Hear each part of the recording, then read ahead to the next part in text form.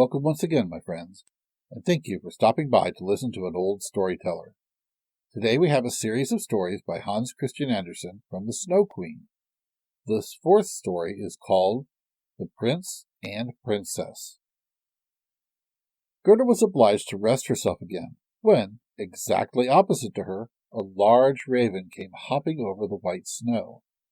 He had long been looking at Gerda and shaking his head, and now he said, "Caw! Caw! Good day! Good day!" He could not say it better, but he felt a sympathy for the little girl and asked her where she was going all alone. The word alone Gerda understood quite well, and felt how much was expressed by it. So she told the raven her whole history, and asked if he had not seen Kay. The raven nodded very gravely, and said, "It may be, it may be." "What, do you really think so?" cried the little girl, and she nearly squeezed the raven to death, so much did she kiss him. "Gently, gently," said the raven. "I think I know. I think that it may be little Kay, but now he has forgotten you for the princess." "Does he live with a princess?" asked Gerda. "Yes. Listen," said the raven, "but it will be difficult for me to speak your language. If you understood the raven language, I could tell you better." "No, I have not learned it," said Gerda, "but my grandmother understands it, and she can speak gibberish too. I wish I had learned it." "No matter," said the raven. "I will tell you as well as I can. However, it will be bad enough." And then he told her all he knew. "In the kingdom where we are now, there lives a princess who is extraordinarily clever, for she has read all the newspapers in the whole world, and has forgotten them again. So clever is she. She was lately, it is said, sitting on her throne, which is not very amusing at all, when she began humming an old tune, and it was just, 'Oh, why should I not be married?' That song is not without its meaning," said she. And so then she was determined to marry, so she would have a husband who knew how to give an answer when he was spoken to, not one who looked only as if he were a great personage, for that is so tiresome. She then had all the ladies of the court drummed together, and when they heard her intention, all were very pleased, and said, "We are very glad to hear it. It is the very thing we were thinking of." "You may believe every word I say," said the raven, "for I have a tame sweetheart that hops about in the palace quite free, and it was she who told me all this." The newspapers appeared forthwith with a border of hearts and the initials of the princess, and therein you might read that every good-looking young man was at liberty to come to the palace and speak to the princess, and he who spoke in such wise as showed he felt himself at home there, that one the princess would choose for her husband. "Yes, yes," said the raven. "You may believe it. It is as true as I am sitting here. People came in crowds. There was a crush and a hurry, but no one was successful either on the first or second day. They could all talk well enough when they were out in the street, but as soon as they came inside the palace gates and saw the guard richly dressed in silver and the lackeys in gold on the staircase and the large illuminated saloon, then they were abashed, and when they stood before the throne on which the princess was sitting, all they could do was to repeat the last word they had uttered, and to hear it again did not interest her very much. It was just as if the people within were under a charm, and had fallen into a trance till they came out again into the street. For then, oh, then, they could chatter enough. There was a whole row of them standing from the town gates to the palace. I was there myself to look," said the raven. "They grew hungry and thirsty, but from the palace they got nothing whatever, not even a glass of water. Some of the cleverest, it is true, had taken bread and butter with them, but none shared it with his neighbor, for each thought, 'Let him look hungry, and then the princess won't have him.'" "But Kay, little Kay," said Gerda, "when did he come? Was he among the number?" "Patience, patience, we are just coming to him. It was on the third day when a little personage without horse or equipage came marching right boldly up to the palace. His eyes shone like yours, He had beautiful long hair, but his clothes were very shabby. That was Case, cried Gerda, with a voice of delight. Oh, now I've found him! And she clapped her hands for joy. He had a little knapsack at his back, said the raven. No, it was certainly his sledge, said Gerda, for when he went away he took his sledge with him. That may be, said the raven. I did not examine him so minutely, but I know from my tame sweetheart that when he came into the courtyard of the palace and saw the bodyguard in silver, the lackeys on the staircase, he was not the least abashed. He nodded and said to them, It must be very tiresome to stand on the stairs. For my part, I shall go in.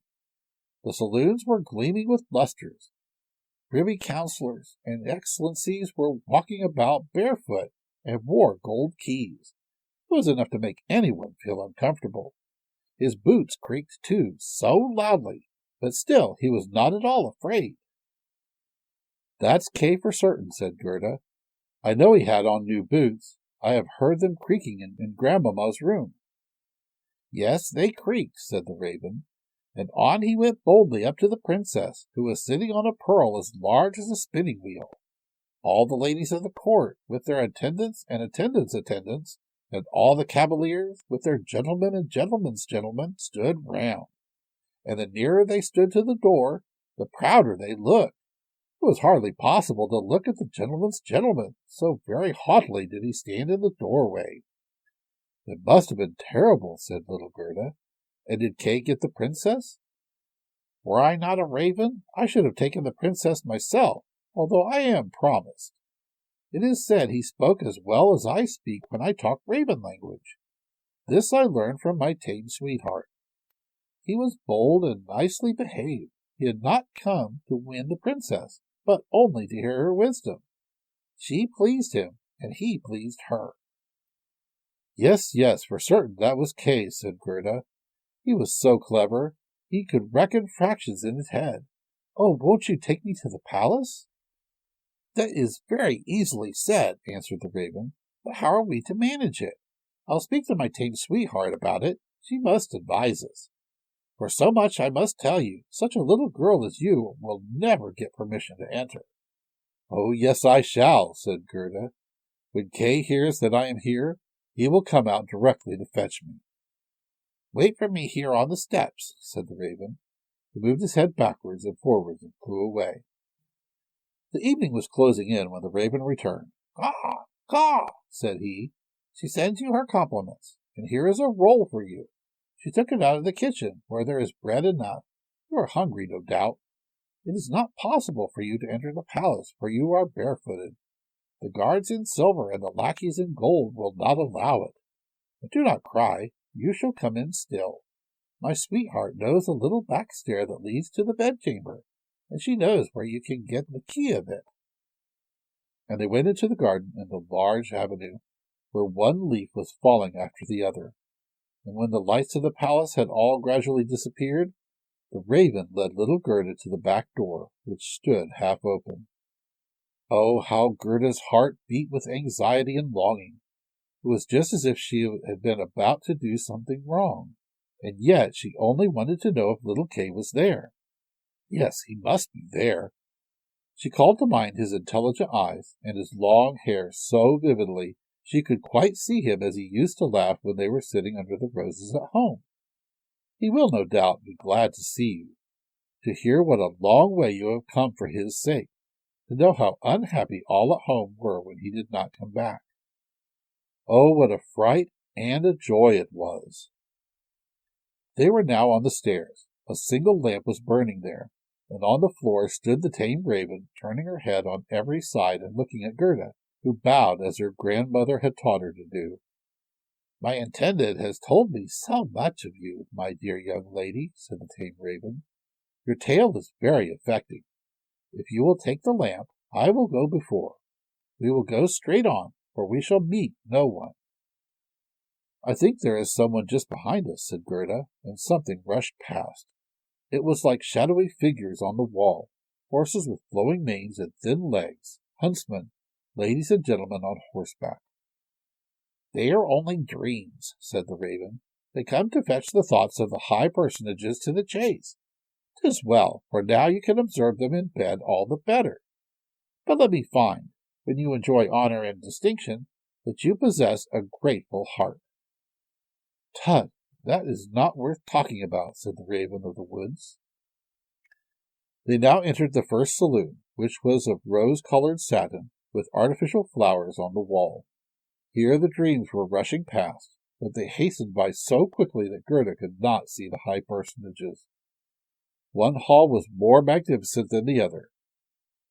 One might indeed well be abashed, and at last they came into the bedchamber. The ceiling of the room resembled a large palm tree with leaves of glass, of costly glass, and in the middle, from a thick golden stem, hung 2 beds, each of which resembled a lily. One was white, and in this lay the princess. The other was red, and it was here that Gerda was to look for little Kay. She bent back one of the red leaves and saw a brown neck. Oh, that was Kay! She called him quite loud by name, held the lamp towards him. Dreams rushed back again into the chamber. He awoke, turned his head, and it was not little Kay. The prince was only like him about the neck, but he was young and handsome, and out of the white lily leaves the princess peeped too, and asked what was the matter. Then little Gerda cried, and told her whole history, and all that the ravens had done for her. "Poor little things," said the prince and the princess. They praised the ravens very much, and told them they were not at all angry with them, but they were not to do so again. However, they should have a reward. "Will you fly about here at liberty?" asked the princess, "or would you like to have a fixed appointment at Court Ravens, with all the broken bits from the kitchen?" And both the ravens nodded and begged for a fixed appointment, for they thought of their old age and said, "It is a good thing to have a provision for our old days." And the prince got up and let Gerda sleep in his bed, and more than this he could not do. She folded her little hands and thought, "How good men and animals are," and then fell asleep and slept soundly. All the dreams flew in again, and they now looked like the angels. They drew a little sledge in which little Kay sat and nodded his head, but the whole was only a dream, and therefore it all vanished as soon as she awoke. The next day she was dressed from head to foot in silk and velvet. They offered to let her stay at the palace and lead a happy life, but she begged to have a little carriage with a horse in front, and for a small pair of shoes. Then she said she would go again forth into the world and look for Kay. Shoes and a muff were given her. She was, too, dressed very nicely, and when she was about to set off, a new carriage stopped before the door. It was of pure gold, and the arms of the prince and princess shone like a star upon it. The coachman, the footman, and the outriders, for outriders there were, too, all wore golden crowns. The prince and the princess assisted her in the carriage themselves, and wished her all success. The Raven of the Woods, who was now married, accompanied her for the first 3 miles. He sat beside Gerda, for he could not bear riding backwards. The other ravens stood in the doorway and flapped her wings. She could not accompany Gerda, because she suffered from headaches, since she had had a fixed appointment and ate so much. The carriage was lined inside with sugar plums, and in the seats were fruits and gingerbread. "Farewell! Farewell!" cried Prince and Princess, and Gerda wept, and the raven wept. Thus passed the first miles, and then the raven bade her farewell, and this was the most painful separation of all. He flew into a tree, and beat his black wings as long as he could see the carriage, that shone from afar like a sunbeam. Thank you once again for listening to this story. If you enjoyed this story, please press that like button. Also, please help an old storyteller out by subscribing to my channel. The next story will be posted in a few days, so until then, may your story continue to be a good one.